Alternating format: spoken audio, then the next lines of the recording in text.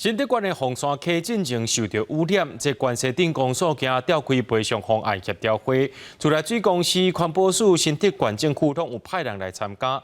针对于自来水公司所提出的3工停水免水钱的补偿方案，民众是真不满，批评这个方案根本就无诚意。怪手挖开受污染的区域，新德县凤山溪顶个月有工厂头排废污水。影响到附近7657户，连续停水超过24点钟。相关单位今日召开协调会，自来水公司所提出的赔偿方案提出来，让在场民众真不满。扣除它的基本费用，跟每户的这3天的你上一期的平均每天的用水量，我们全部扣除掉。那这部分我们公司已经电脑在作业中，预计在9月份跟10月份会把相关的水费的扣减。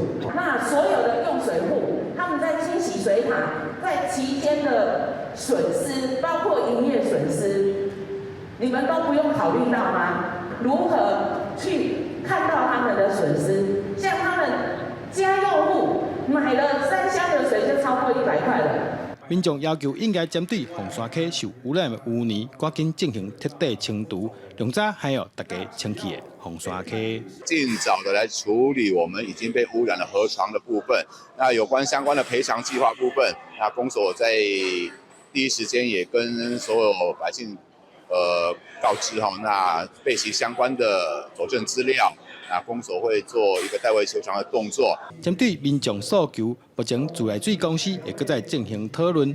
另外，新德县政府已经甲工厂撤销登记，以及罚款960万，而且经过现场勘查，发现工厂厂房面积有违法增加，会要求地主限期拆除。记者刘君和新德报道。